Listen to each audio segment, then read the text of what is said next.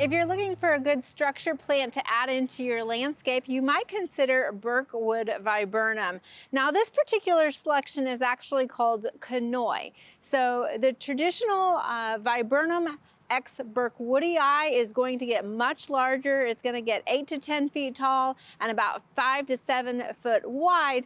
But whereas this is Conoy, it's actually going to stay much shorter. So it's only going to get 4 to 5 feet tall. However, it still will grow pretty wide, up to about 7 feet, 8 feet in width.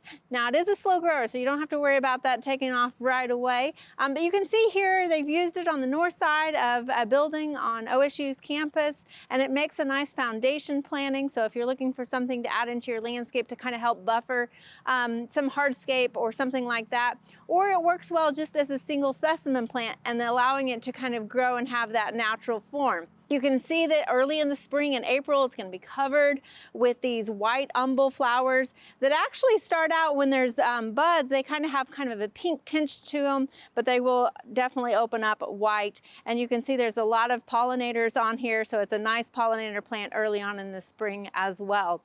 So because it blooms so early, you want to make sure if you are trimming it, not to trim it until after it blooms, because otherwise you will be cutting off those flowers.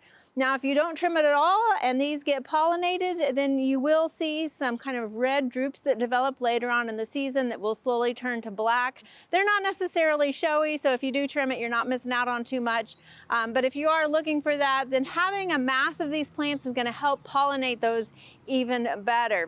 The Conoy Burkwood Viburnum is an introduction that came from the U.S. National Arboretum, actually, and it is hardy from zones 5 to 8. And you'll notice in the cooler climates that the foliage will actually start to turn kind of a maroon color later on in the fall. However, in zones 7 to 8, you'll see that it's a semi-evergreen, so it's actually going to retain some of that foliage. The soil conditions that it really prefers are anywhere from sandy to clay soil. So that kind of covers the gamut here in Oklahoma, so it does really well.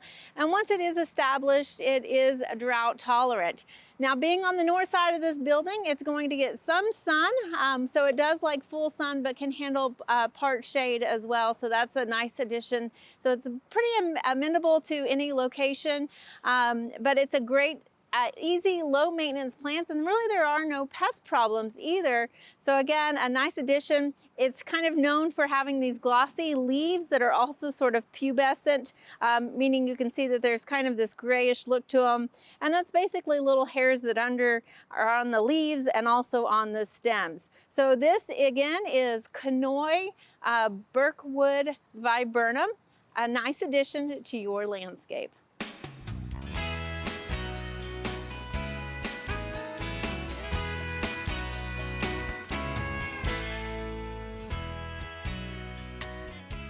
We hope you enjoyed this video as part of our Oklahoma Gardening YouTube channel.